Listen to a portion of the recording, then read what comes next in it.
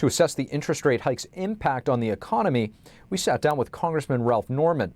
Here's our exchange. Congressman Ralph Norman, thank you so much for joining us. My pleasure. Glad to be here, Steve.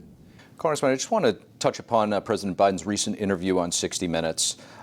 He downplayed 8.2 inflation, just going up a speck to 8.3. What type of message do you think that sends? A couple of messages, Steve. One, he's disconnected. I mean, it's obvious that he's not running the country. The cabal that is gets it. This is a deliberate attempt to undermine America. I mean, the highest inflation rates in 14 years. For 17 straight months, inflation has outpaced wages. The Americans now are feeling it at the gas pump. They're feeling it in the grocery market. They're feeling it in the crime statistics. I mean, there is no bright light with what this administration is doing, and it's intentional. And so it doesn't surprise me that he's saying that. He downplays it because he's insulated from it. But the American people, for the first time, I guess in the last couple of months, I've seen it in South Carolina. They're mad. They're saying, why has this happened? We need some relief. And this administration is still has blinders on. They feel like they're not accountable, but I think they will be accountable on November 8th. Congressman, your previous life, you were in real estate. The recession in the housing market has already started with the Fed set to raise rates again. Where do you see things going? Well, you know, Jerome Powell said one thing right. It's not going to be a soft landing. It's going to be a very hard landing. And you got to remember, interest rates are a key component. Housing is the bellwether for the economy because it affects so many different trades, from footings to architecture to the lawyers closing the loans. And as housing goes, so goes the economy. And I know in our company, we've shut down 3 to 4 projects that we would have gone through with. But when you're paying more for money, when you have projects that you can't finish because of the supply shortage. I bought a battery the other day for a Ford 150 truck, 12 years old. I got the last battery. And I said, what gives with this? And they said, well, it's offshore somewhere.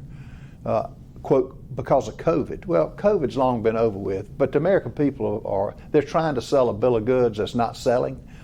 And it's down to the point that when you see housing pretty much come into a slowdown because of all the factors mentioned, you're going to see the economy pretty much on the skids. Look at what Europe is going through now. With what Russia's doing on energy, you know, Europe has got a real problem with a recession, if not more. Do you think that the housing cool down is keeping up with the interest rate hikes, or is it still, you know, with another 100 basis points here, is it going to exacerbate the situation? Absolutely, because, you know, when and it's in different parts of the country. In the South, you have people moving down there. I can't tell you the license plates that are New York, New Jersey, California. They're coming south, but they've got a limit on what they can spend. And when rates go up, where they're borrowing cuts into what they can spend at home on basic essentials, that's when you see the slowdown. And housing is already beginning to slow in our market. Houses that used to sell overnight now are sitting on the market, and you're going to see extensions on housing that sit on the market that are not selling, and then those that are not going to start housing because you can't complete them. When you're back in the district and talking to your constituents, how big of a concern is the economy for them moving forward? Oh, it's a huge concern because it's money out of their pockets. When you go to the gas pump and see, before you get your own gas, odd numbers like $15. I mean, a typical fill-up used to cost Americans, depending on the number of gallons, but half what it's costing today. And you could buy unleaded at $1.85. Now it's $4.50, $5, and up.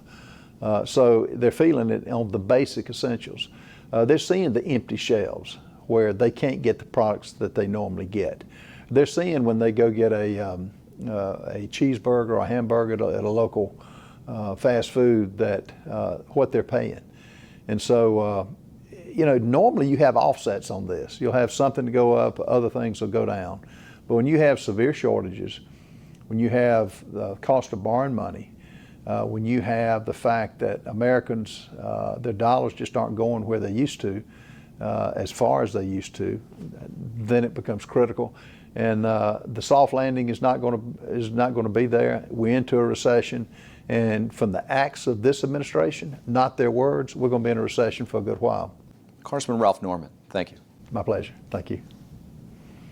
Arrests at the southern border have reached all-time highs, according to the latest Customs and Border Protection data. Texas and Florida have dedicated tens of millions to transport illegal immigrants to sanctuary cities. House Democrats denounced the move today, saying it endangers the illegal immigrants.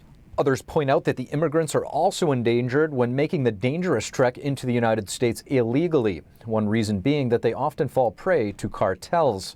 NTD's Melina Wisecup asked the House Democrat chairman if there was a better plan for handling the crisis. We have a broken immigration system that does need to be fixed in a comprehensive and bipartisan fashion. But in order for that to occur, we need responsible partners on the other side of the aisle. And that doesn't exist right now. Republicans have long argued that the first step is to secure the border, then start making changes to the immigration system. Border Patrol has made more than 2 million arrests over the past year, a volume that's never been seen before. Nearly 158,000 people crossed into the United States last month alone. That's over a 2% increase from the month before. And Texas Governor Greg Abbott and Florida Governor Ron DeSantis continue to share the burden of illegal border crossers with other states. And now a Texas sheriff just launched an investigation into Governor DeSantis' method for sending around 50 people to Martha's Vineyard last week. The sheriff, who's an elected Democrat, says the illegal immigrants were not told the truth about their final destination. A spokesperson for DeSantis says that Florida gave them, quote, an opportunity to seek greener pastures in a sanctuary jurisdiction that offered greater resources for them. As the White House once more walks back President Biden's vows to defend Taiwan against a Chinese invasion, lawmakers and activists are warning against threats Beijing poses to the U.S. NTD's Iris Tao has more from the Capitol. It is unbelievable how much funding we are doing of a communist country. Calling to decouple from China, Congressman Louis Gohmert joins a Tuesday forum inside the U.S. Capitol to highlight threats posed by the Chinese Communist Party. The problem with communism is atheism. Government must be God. And so people aren't free to seek and look for truth. I'm asking this question to myself, are we really free or not? Also speaking at the forum, NBA free agent and human rights activist Enes Kanter Freedom. He shares about the pressure he faced here inside the U.S. for speaking out against Beijing. In game, one of my teammates woke up to me in a locker room and said, you know, this is your last year in NBA, right? Like, you talk about the Chinese government, you calling out Nike, you calling out some of the players who are bowing down to these dictatorships, your career is over. Freedom tells NTD that China is undermining freedoms in the U.S. by infiltrating Wall Street, NBA, Hollywood, and even government institutions. No one can invade USA from the outside, but they're trying to invade USA from the inside. Meanwhile, Chinese Foreign Minister Wang Yi on Monday called for greater cooperation between the two countries, saying it will benefit both China and the U.S. But Congressman Gohmert says this about China. This could be one of our greatest allies in the world, could be our greatest ally, but never as long as the Chinese government is in charge. Reporting in Washington, D.C., Iris Tao, NTD News. Republican Congresswoman Marjorie Taylor Greene is introducing a bill that would restrict access to gender transition treatments for minors. She calls it the Protect Children's Innocence Act. Before they know what they want to be when they grow up, these kids are taking puberty blockers, taking hormone therapy treatment, getting double mastectomies even as young as 12 years old, hysterectomies, to sterilization, and even castration. This should never happen in the United States of America. As a matter of fact, it should never happen anywhere in the world. The Congresswoman says it's an ideological trend to sexualize children and push transgender topics among kids. The bill would make it a felony to provide gender transition surgery or medication to a minor. It also permits a minor to prosecute anyone who provided those options. What's more, the bill prohibits using federal funds for cross-sex drugs or procedures, whether directly or through health insurance. The bill has 37 co-sponsors, and it's currently in the House Judiciary Committee. And staying on the topic of gender transitioning for minors, Virginia updated its guidelines on transgender students at public schools. The new policies reverse previous guidelines. We spoke with Senior Research Fellow from the Heritage Foundation, Jay Richards. Jay Richards, thank you so much for joining us. Great to be with you. Jay, Virginia Governor Youngkin has announced some major changes to the state's transgender policy. What do you make of it, and what would you say is the most significant change? Well, I would say it's a step in the right direction. If people are just looking at headlines, they may think it's this enormous change. What it actually does is it requires schools to get permission from parents before they socially transition the kids in school. So in other words, if a school is going to change the name or the pronouns for a kid, they just simply have to get permission from the parents ahead of time. So it's really, it's in some ways a very modest move. It just prevents schools from doing social transition behind parents' backs.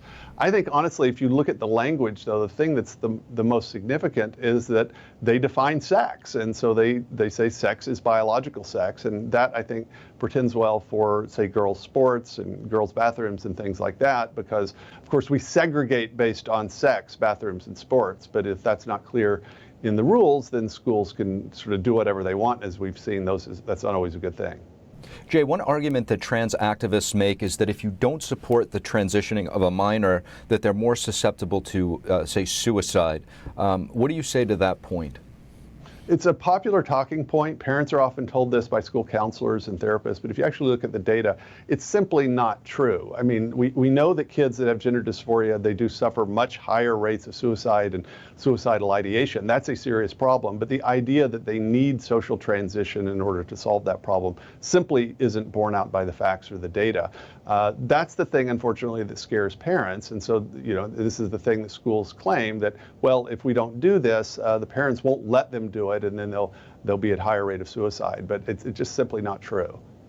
Jay, when it comes to transgenders choosing which bathroom they prefer to use, there have been cases of sexual harassment in those bathrooms. They're isolated situations, so the stories don't get out much. But how concerning is this, and do you think this could be avoided with the governor's policy?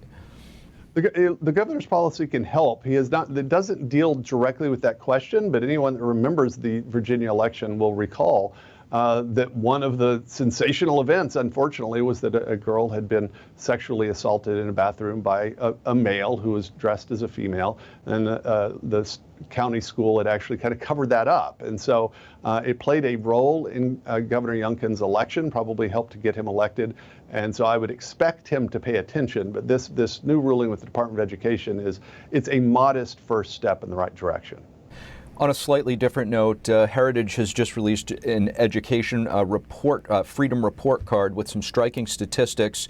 Since 1950, public school enrollment is up 100%, teachers' jobs are up 243%, and administration jobs are up 709%. What do these numbers tell you?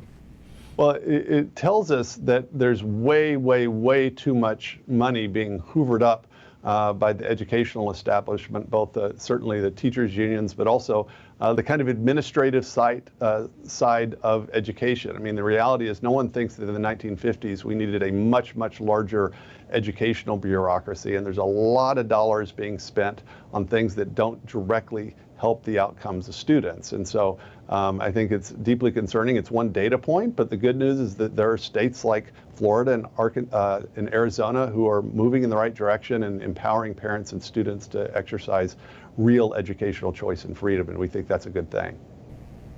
Jay Richards, thank you so much for joining us.